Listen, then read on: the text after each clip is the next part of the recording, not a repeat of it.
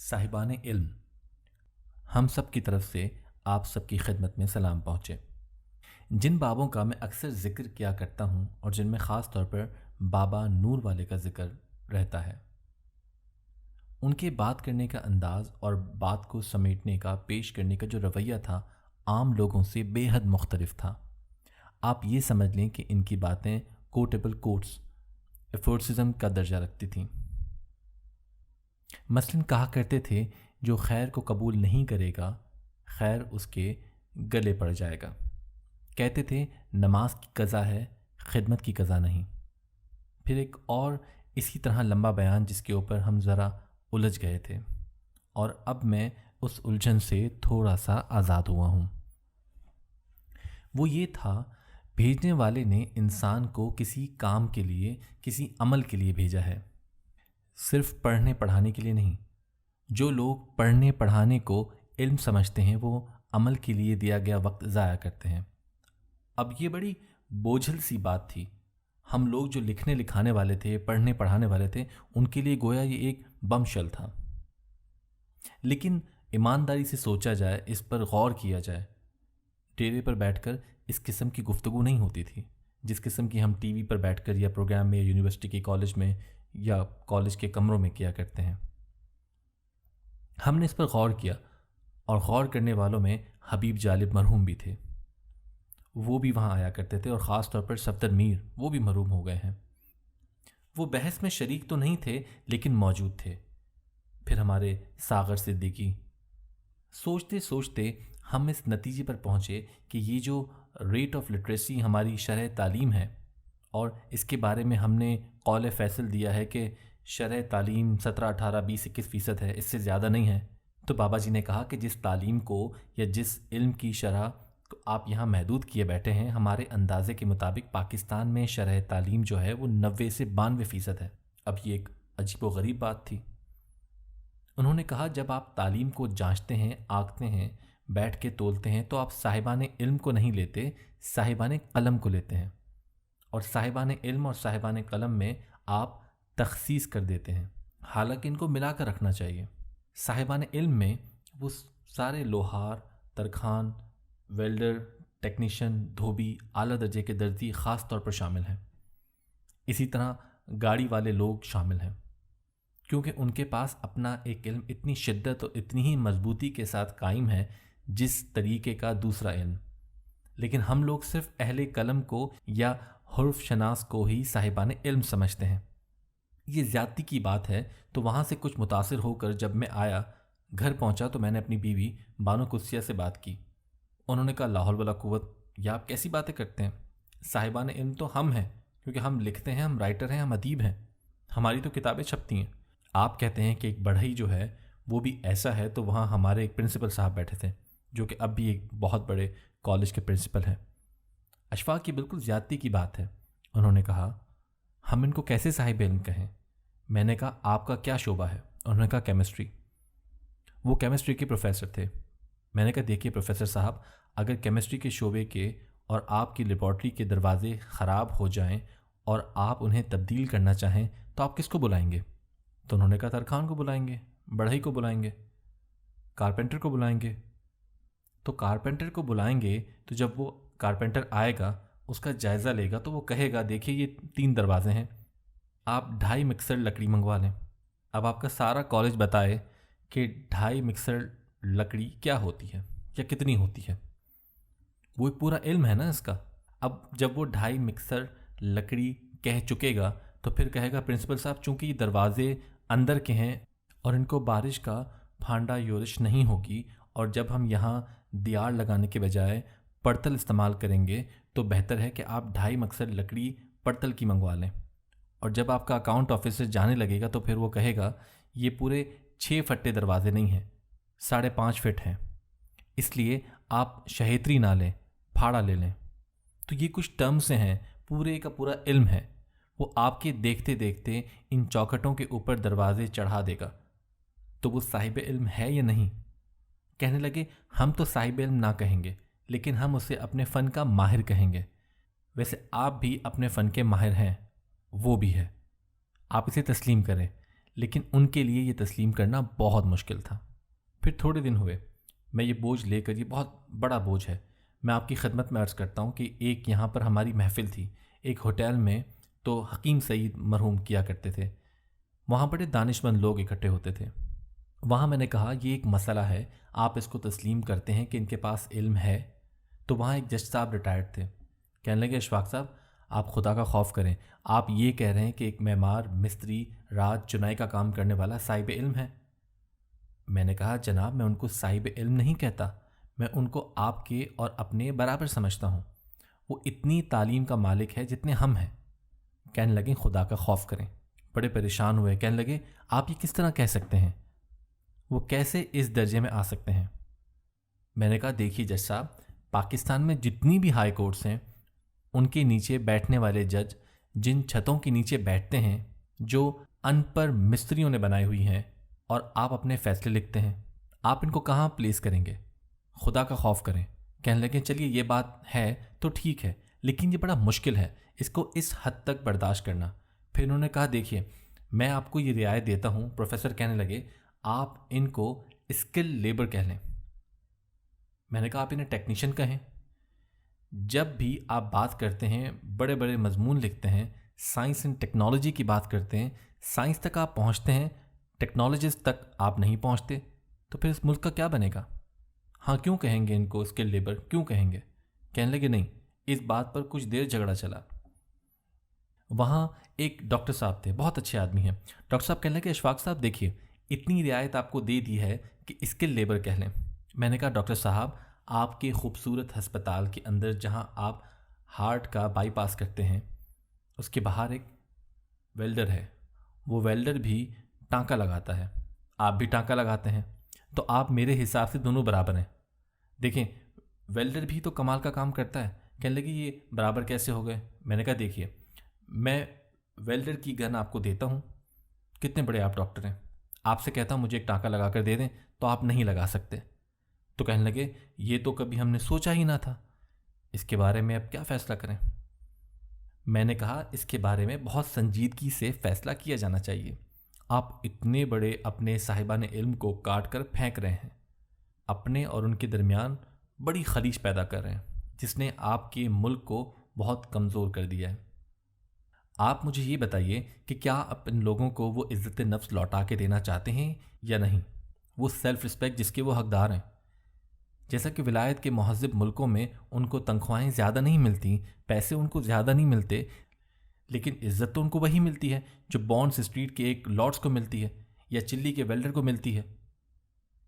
कहने लगे हमारे यहाँ चूँकि एक हिंदू का निज़ाम जहनों में चलता आ रहा है, मनों का, ब्राह्मणों का, खश्तरी का, वैश्य का, शौदर, और वो नहीं निकल सका, इसलिए इस पर बड़ी शिद्दत से गौर किए जाने की ज़रूरत है। शुरू में डेरे पर बाबा जी इलाज बिल ग़िज़ा करते थे।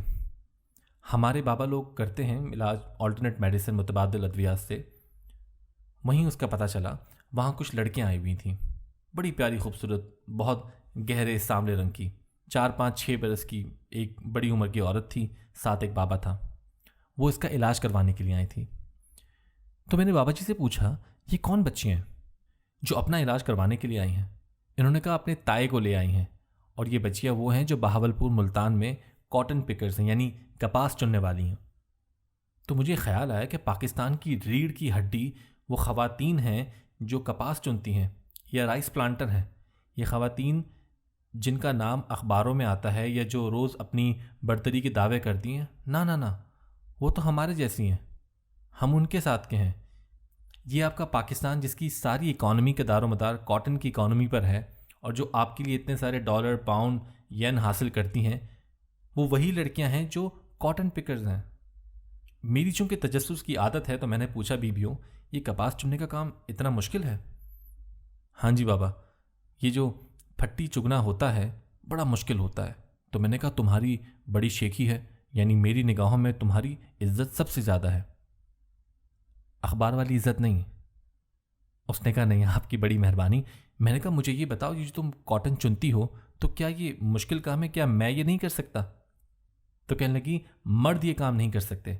मैंने कहा क्यों? कहने लगी उनकी उंगलियां मोटी होती हैं, وہ پھٹی نہیں پٹتے، پورا جوٹا پٹ کے لے جاندے نہیں.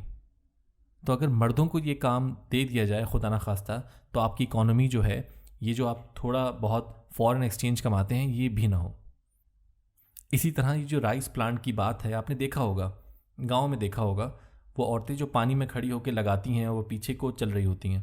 تو پیچھے کو جب آپ دیکھتے ہیں حیرانی سے کہ وہ لائن بالکل سیدھی ہوتی ہے، پھر وہ پیچھے ہٹتی جاتی ہیں، پھر وہ اپنا گانا گائے جاتی ہیں، پھر وہ اس میں پلانٹ کرتی ہیں.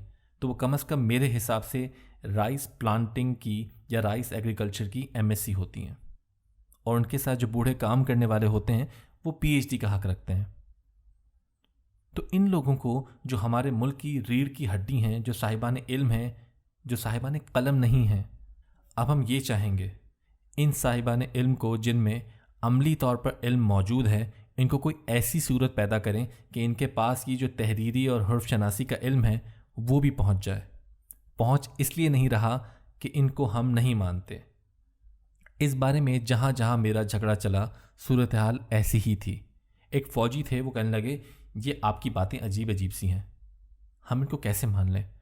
میں نے کہا سر، آپ اپنے 32.5 لاکھ کی موٹر محمد صدیق ان پر مستری کو دے آتے ہیں اور ان سے کہتے ہیں 2 دن میں ٹھیک کر دیں. وہ کہتے ہیں نہیں، 2 نہیں 3 دن لگیں گے، یہ کمپنی بے عقل ہے، اس کو بنانی نہیں آتی. تو اب میں آپ لوگوں سے، آپ کی وساطت سے، یہ اپنے سارے حضرات سے پوچھتا ہوں کہ کیا پاکستان میں یہ وقت آ سکتا ہے کہ ہم اپنے آپ کو مضبوط رکھنے کے لیے، اپنے آپ کو طاقتور رکھنے کے لیے ان لوگوں کو بھی اپنے ساتھ شامل کریں؟ ان کے ساتھ کوئی رشتہ داری نہیں کرنی، ان کے ساتھ کوئی محبتیں نہیں کرنی، ان کے ساتھ کوئی پیسے میں ترقی نہیں، لیکن جب آپ جائیں تو ان کو اتنی عزت ضرور عطا کریں جتنی جب آپ ولایت جاتے ہیں تو ایک ٹیکسی ڈرائیور کو عطا کرتے ہیں. میں آپ کی خدمت میں یہ سوال پیش کر رہا ہوں، اور اپنے ناظرین اور سامعین کی خدمت میں بھی، کہ اس کو کیسے حل کیا جائے. میں یہ چاہتا ہوں کہ کل غروب آفتاب سے پہلے ہم سارے مل جائیں اور اس مضبوطی کو اپنا لیں جو آپ بڑے فخریہ انداز میں کہا کرتے ہیں کہ ترقی یافتہ ملکوں میں یہ ہوتا ہے، وہ ہوتا ہے. میرے خیال میں ہم کوئی ایسا ڈھانچہ بنائیں جس میں صاحبان قلم کے ساتھ تھوڑا سا عملی طور پر ان کو اپنے کام کرنے کا موقع ملے. انہیں تھوڑے سے حروف وہ بتائے جائیں کہ آپ جو عمل کر رہے ہیں. ایک بندہ تیسا چلا رہا ہے، رندہ مار رہا ہے، اس میں اس کو پتہ چلے کہ اس میں کیا کیا دنیا نے کمال دکھایا ہے اور کیا کیا کام ہو رہا ہے. تھوڑی سی حروف شناسی بھی آنی چاہیے. جیسے انہوں نے پیچھے سے شروع کیا تھا، کئی دفعہ حکومتیں طالب بالغاں الف بے پے سے شروع کر دیتے ہیں. اس کا کوئی فائدہ نہیں ہوتا. اگر اس لائن میں جیسا آپ نے فرمایا جو عملی کام کرتے ہیں، اب ان کو پش کرنے کی ضرورت ہے. اگر ان کے لیے کوئی ادارہ یا کوئی نظام قائم کیا جائے، واقعی یہ ان کی تھوڑی سی کمی ہے جو عملی طور پر سب کچھ جانتے ہیں. اب یہ ہے دوسروں کو سمجھانے کے لیے، کچھ کرنے کے لیے، یہی چیز وہ کوئی صاحب علم ہو. جیسے کہ نجمہ نے کہا، ہم اپنے علم پر تھوڑا سا فخر کرنا شروع کریں گے تو ہم میں تقویت آئے گی. ابھی ہم تھوڑا سا ڈرے ہوئے ہیں. میری بھانجی ہے، وہ MSc ہے، پروفیسر ہے ہوم اکنامکس کی. اس نے اسپیشلائز کیا ہے کھانا وغیرہ پکانے میں. لیکن ہمارے گھر میں جب کوئی دعوت ہوتی ہے تو ہم صدیق باورچی کو بلاتے ہیں. ایک مرتبہ شادی پر، دیر کی بات ہے، 42 دیگیں پکانی تھیں، اور وہ باورچی 42 دیگوں کو کس ترتیب سے تیار کر رہا تھا اور کتنی مستعدی سے، اور اس کے پاس کتنا علم تھا، آپ اس کا اندازہ نہیں لگا سکتے. تو میں یہ درخواست لے کر آیا تھا آپ کی خدمت میں کہ لوگوں کو سیلف رسپیکٹ، جو ان کا حق ہے، جو ان کی توقیر ہے، وہ ان کو لوٹا دینی چاہیے. بہت ضروری ہے، ورنہ پھر ہم اسی غلط فہمی اور کوتاہی میں مبتلا رہیں گے جس میں اب ہیں. یہ تو میری بات تھی جو میں نے آپ کی خدمت میں پیش کر دی. کچھ الجھنیں میری بھی ہوتی ہیں جس سے میں آپ کو زحمت دیتا ہوں. وہ یہ ہے کہ بہت ہی ذہین انسان، غیر معمولی ذہین انسان، بہت زیادہ، کیا بات ہے، وہ عام لوگوں سے مل نہیں سکتا، ان کے درمیان زندگی نہیں بسر کرتا، ان سے کچھ کٹا کٹا رہتا ہے. میرا خیال ہے وہ اپنی تخلیقی قوتوں میں اتنا مگن ہوتا ہے کہ شاید دنیا کی ضرورت ہی نہیں رہتی. شاید یہ بات ہو سکتی ہے. یہ نہیں کہ وہ کٹا رہنا چاہتا ہے، لیکن وہ اپنے میں اتنا مگن ہے، جس طرح ہمارے ملنگ بابا ہیں، وہ اتنا پرسکون ہے کہ وہ باہر کی دنیا میں آنا جانا ہی نہیں چاہتا. جہاں تک ذہانت کا تعلق ہے، جس کی لیٹسٹ ڈیفینیشن یہ ہے کہ وہ شخص ذہین ہے جو خود کو ماحول میں ایڈجسٹ کرے، لیکن وہ ایسا نہیں کر رہا. اس کا مطلب ہے کہ اس کی ذہانت میں کوئی خرابی ہے۔ میرا خیال ہے کہ اس کو اپنی ایک مکمل دنیا ملی ہوئی ہے، ایک انٹلیکچوئل ڈسکورس اپنے ساتھ کر رہا ہے، وہ جینیس کی بات کر رہا ہے، غیر معمولی ذہانت کی بات ہے۔ جس طرح آپ نے شروع میں مثال دی بابا جی نور والے کی، جو کبھی اسکول نہیں گئے تھے، کبھی کالج نہیں گئے تھے، لیکن جو ان کی نالج تھی اس کی بنیاد پر شاعر اور آپ جیسے اسکالر ان کے پاس جا کر بیٹھتے تھے اور شیئر کرتے تھے۔ اس کا مطلب ہے ان میں ذہانت اوسطاً زیادہ تھی، وہ آپ لوگوں کو متاثر کرتے تھے اور وہ پوری طرح لوگوں کے اندر گھلے ملے بھی رہتے تھے۔ انہوں نے پوری طرح ایڈجسٹ بھی کیا خود کو، اپنے آپ کو۔ یہ آخری فقرہ آپ کا غور طلب ہے کہ گھلے ملے رہتے تھے، بلکہ گھلنے ملنے کے بغیر ان کا علم نکلتا ہی نہیں تھا۔ یہ کیوں ہے؟ میں نجمہ کی بات یہاں تک تو مانتا ہوں، یہاں تک تو ٹھیک ہے، وہ اپنے آپ میں، اپنے کام میں، اپنی لگن میں ایسا مصروف ہوتا ہے کہ اپنا رابطہ قائم نہیں رکھ سکتا۔ لیکن اگر وہ ملنگ بابا ہے تو پھر وہ اریٹیٹ کیوں ہوتا ہے؟ ملنگ بابا اریٹیٹ نہیں ہوتا۔ میں آپ سے سوال یوں نہیں کر رہا کہ اس کا جواب یوں دیں۔ یہاں تک تو بات ٹھیک ہے، لیکن یہ لوگوں سے میل ملاقات کرنے میں، لوگوں کے ساتھ گھلنے ملنے میں وہ اتنا کیوں پابند ہوتا ہے؟ اپنی ذات کے اندر وہ آگے نہیں چل سکتا۔ اگر وہ ملے تو بہت کچھ فائدہ پا سکتا ہے، اس کی ذات کو بھی، معاشرے کو بھی۔ یہ زندگی کی چھوٹی چھوٹی پیچیدگیاں ہیں جو کہ انسان کے ساتھ ساتھ چلتی رہتی ہیں، لیکن ان پہ غور کیا جانا بہت ضروری ہے۔ میں نے یہ دیکھا ہے کہ ڈیروں میں، تکیوں پر، زاویوں پر ایسی باتوں کا بڑا پالن ہوتا ہے اور ان پر غور کیا جاتا ہے اور آپس میں مل کے بات کی جاتی ہے۔ اور ہمارے بابے جو ہیں، میں آخری بات عرض کر دوں کہ ان میں جو بالکل صحیح بابے ہیں وہ علم کو صرف 2 حصوں میں تقسیم کرتے ہیں۔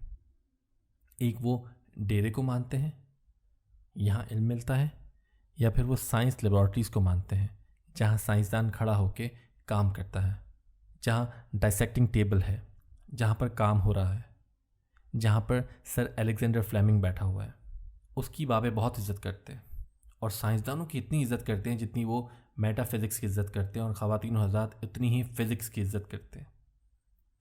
بڑی مہربانی آپ کی، بڑا شکریہ آپ کا۔ انشاءاللہ پھر کسی اگلی نشست میں ملاقات ہوگی تو کچھ اور چیزیں آپ کی خدمت میں پیش کر کے پھر آپ سے فائدہ اٹھاؤں گا، اور پھر اس کو مجتمع کر کے آئندہ کسی وقت میں کچھ اور لوگوں کو دینے کی کوشش کروں گا، بشرط زندگی۔ اللہ حافظ۔